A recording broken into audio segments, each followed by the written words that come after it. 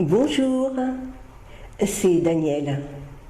J'ai des informations importantes à vous communiquer qui vont vous permettre de choisir enfin votre vie et d'avoir la liberté financière. Mais avant cela, posons-nous donc les bonnes questions. Qu'est-ce qui pourrait changer dans votre vie si vous pouviez réussir justement votre vie ? Qu'est-ce qui se passerait dans votre vie si vous pouviez enfin réaliser vos rêves ou simplement vos désirs ? Comment serait votre vie si vous atteigniez l'indépendance financière ? Car si l'on réfléchit à la vie de la majorité des gens, voici à quoi elle ressemble chaque jour. 7 à 8 heures de sommeil, 7 à 8 heures de travail pour un patron, 1 à 3 heures de déplacement, 2 à 4 heures de tâches quotidiennes. Cela représente entre 17 et 22 heures qui sont occupées par des obligations. Donc dans le meilleur des cas, il vous reste 7 heures pour vous. Dans le pire des cas, il ne reste que 2 heures pour faire ce qu'il vous plaît, pour vos activités favorites. C'est peu. Seulement, avez-vous même les moyens financiers pour faire ces activités dont vous rêvez ? Une fois les charges de toutes sortes payées, il ne reste plus grand-chose pour vous. Pour vous, donc, impossible de vous inscrire à un club de golf, de théâtre ou que sais-je encore. Vous êtes financièrement coincé, vous êtes juste pour finir vos fins de mois. Et encore. D'ailleurs, une récente étude auprès de la population française a révélé que dans plus de 70% des ménages, il manque environ 500 € par mois pour ne pas tirer le diable par la queue. La plupart de vos soirées, vous allez les passer devant la télévision, car vous ne pouvez pas faire autre chose, vous ne pouvez pas faire ce que vous avez envie. Laissez-moi vous faire découvrir comment cela peut changer pour vous permettre de choisir enfin votre vie. Vous allez pouvoir créer une entreprise à domicile grâce à ce système simple, à portée de tous, quel que soit le niveau d'études, le niveau social, l'âge, le sexe, etc.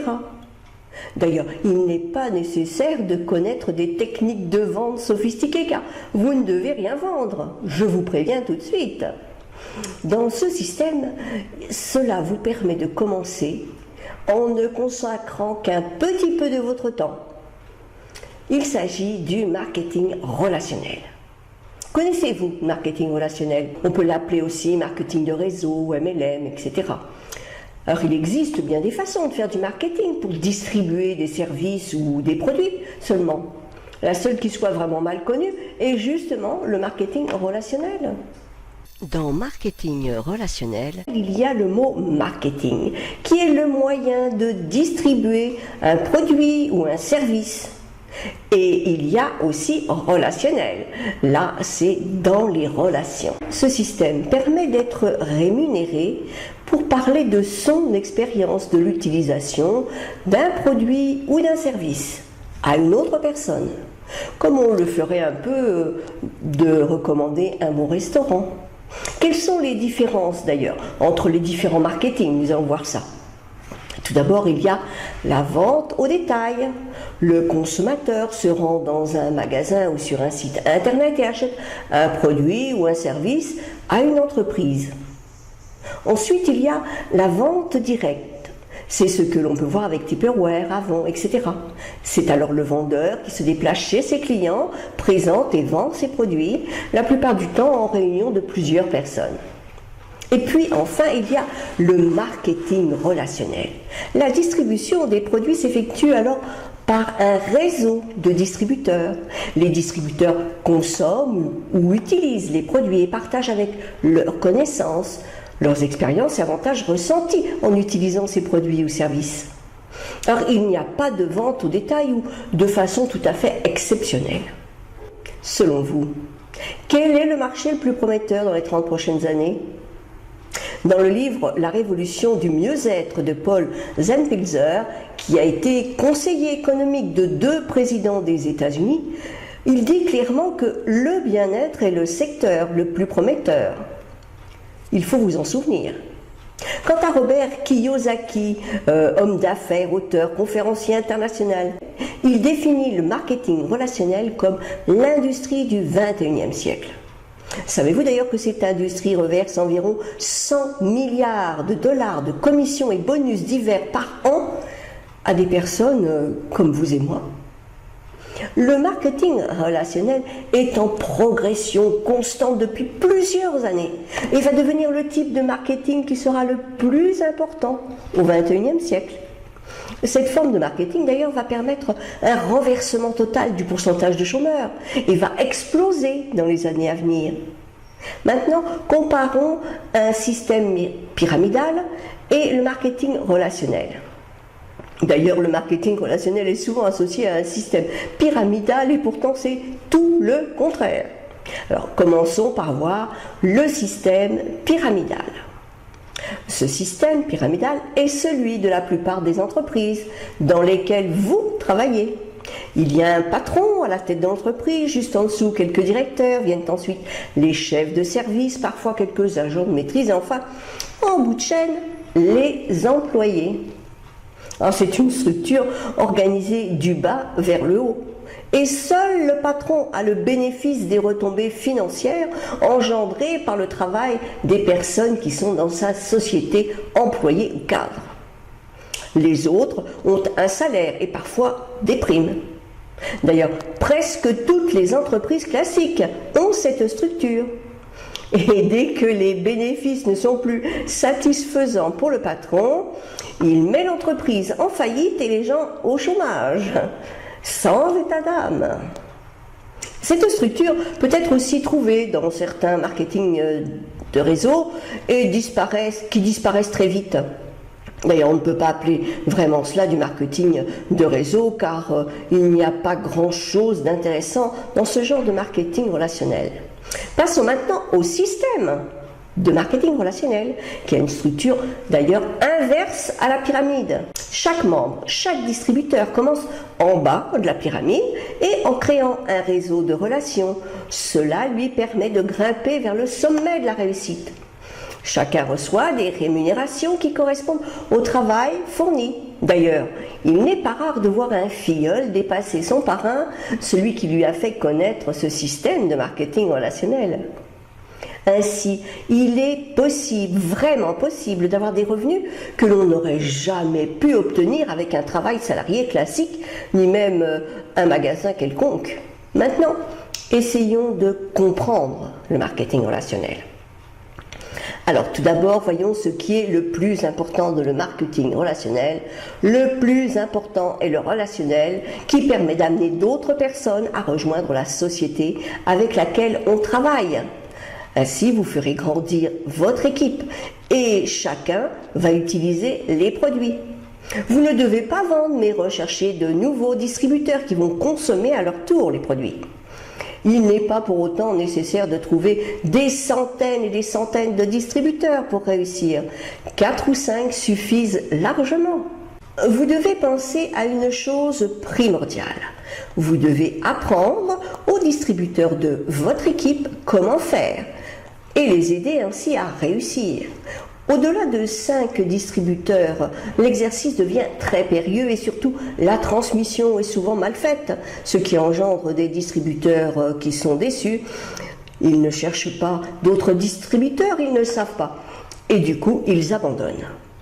Vos distributeurs, en rejoignant votre équipe, ont le droit d'avoir le soutien, les conseils, la formation dont ils ont vraiment besoin pour réussir.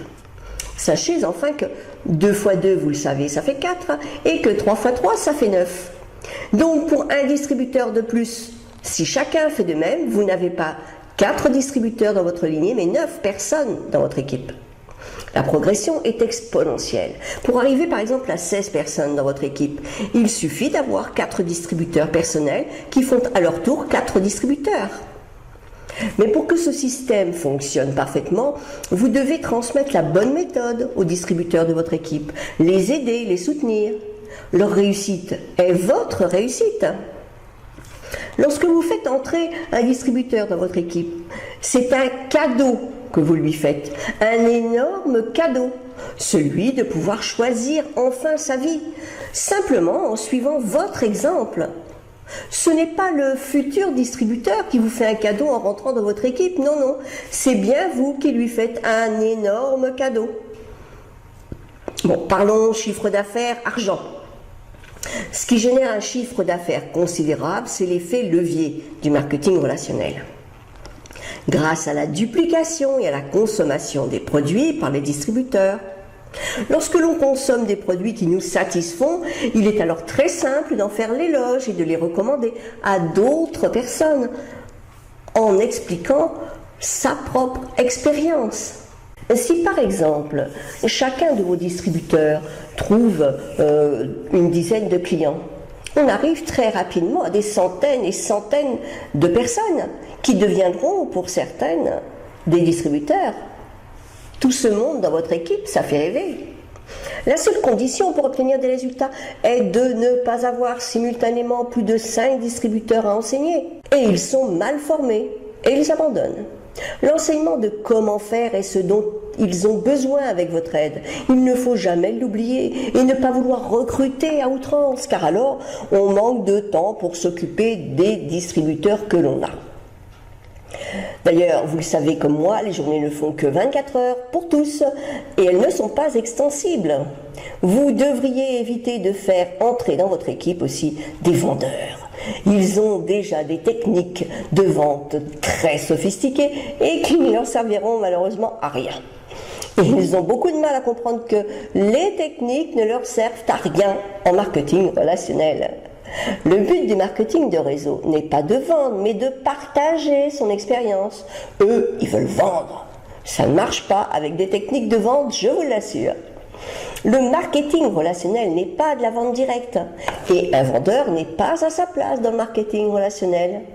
Donc choisissez bien vos collaborateurs. Par contre, si vous faites entrer dans votre équipe une personne qui sait être à l'écoute des autres, prête à apprendre et à transmettre ce qu'elle apprend, votre réussite sera assurée.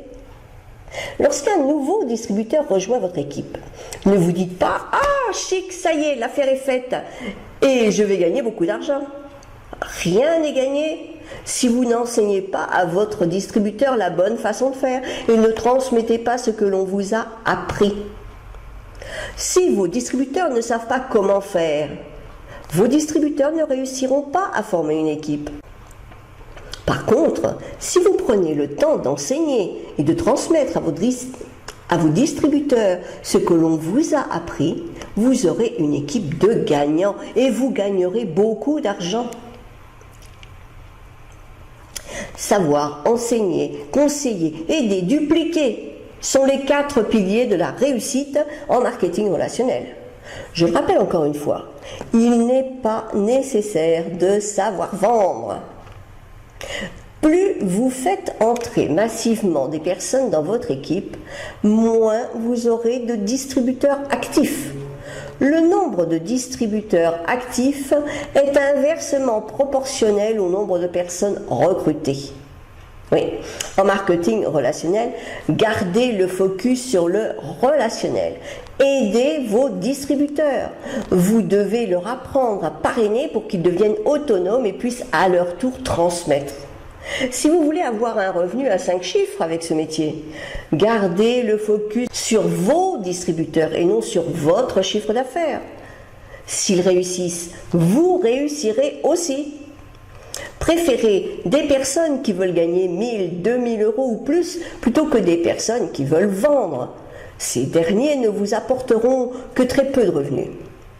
Faites bien comprendre aux personnes que vous contactez qu'avec 5 à 10 heures de travail par semaine, elles peuvent réussir à avoir un complément de revenus, à condition que leur focus soit sur la duplication et non sur la vente. Surtout, ne pensez pas que vous n'en êtes pas capable d'enseigner à une autre personne ce que vous avez appris au fil du temps.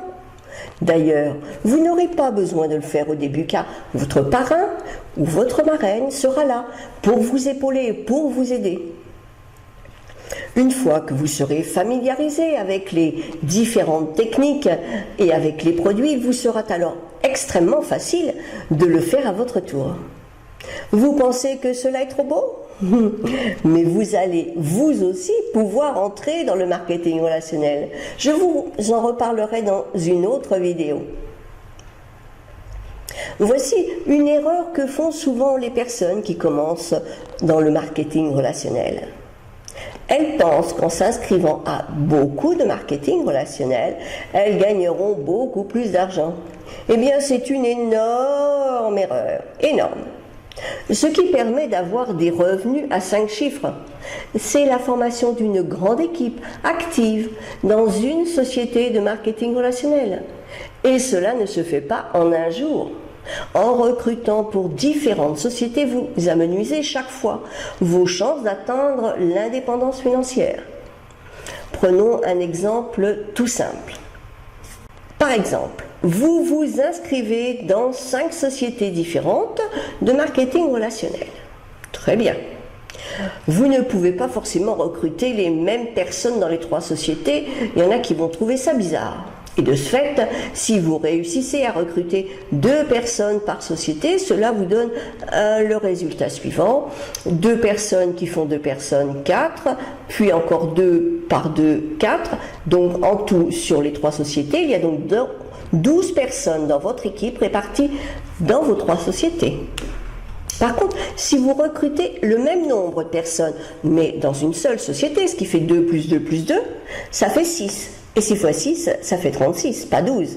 Donc 3 fois plus, avec beaucoup moins de travail, puisque vos efforts sont concentrés sur une seule société, et que vous ne vous dispersez pas.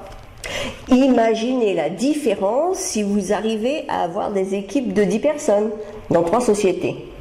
Ce sont en tout 30 personnes. 10 fois 10 qui vont faire 100 personnes, plus encore dans l'autre société 100, plus 100 dans la troisième, ça fait 300 personnes. Dans 3 sociétés, si vous avez 30 fois 30, ça fait 900, cela fait 3 fois plus. Avec 900 personnes dans une société, cela donne des avantages que vous n'aurez pas avec 100 personnes dans 3 sociétés différentes. Il faut que vous compreniez cela. Maintenant, passons aux qualités requises pour le marketing relationnel. Il y en a quelques-unes qui sont très importantes. Et la première, il faut être prêt à consacrer entre 5 et 10 heures de son temps chaque semaine minimum. Il faut être prêt à admettre que l'on n'y connaît rien ou pas grand-chose et que l'on est prêt à apprendre encore et encore, apprendre. Être prêt aussi à dupliquer ce que l'on apprend. Être prêt à focaliser sur la réussite des filleuls et non sur sa propre réussite. Le marketing relationnel, comme son nom l'indique, est un métier de relation, partage, recommandation, rien de plus. Ne me dites pas que vous ne savez pas partager ou recommander.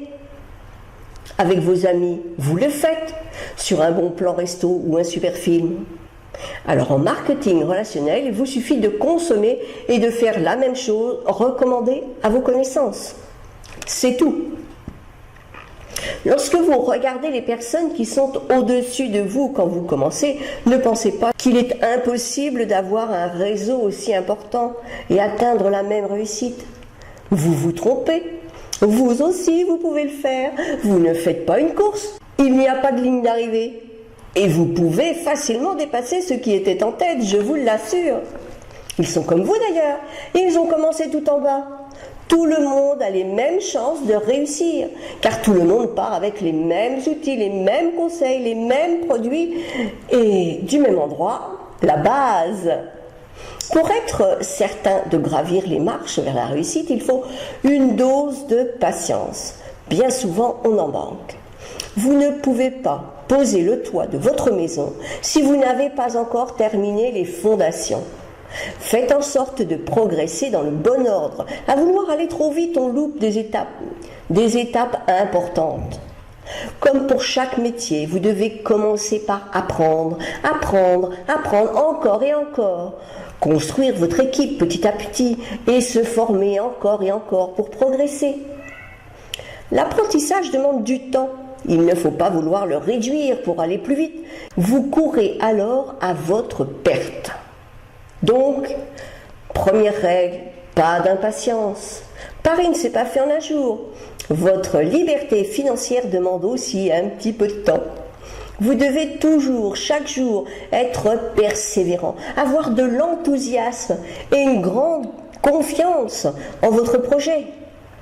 Sans écouter les détracteurs qui sont pour la plupart ignorants des réalités du marketing relationnel. D'ailleurs, 90% des personnes qui ne connaissent pas le marketing relationnel parlent négativement du marketing relationnel. Ne les écoutez surtout pas, écoutez plutôt ceux qui ont réussi dans ce métier. Rappelez-vous, lorsque vous avez appris à faire du vélo, vous n'êtes pas allé faire des courses du jour au lendemain, en 2 temps, 3 mouvements sur votre vélo, pas du tout. Vous êtes tombé, vous vous êtes relevé, vous avez recommencé, vous êtes tombé, vous êtes relevé encore et encore. Faites de même avec le marketing relationnel. Ne vous découragez pas trop vite, n'abandonnez pas vos rêves. En marketing relationnel, il n'y a pas d'échec, il n'y a que des abandons. Tous ceux qui persévèrent réussissent. Maintenant, vous pouvez regarder l'interview de Benoît Goulet, un leader du marketing relationnel depuis plus de 30 ans et qui fait partie de notre équipe pour nous aider. Donc n'hésitez pas à me poser des questions, vous allez trouver les moyens de me contacter sous la vidéo. Je vous dis à très bientôt dans une autre vidéo. Au revoir.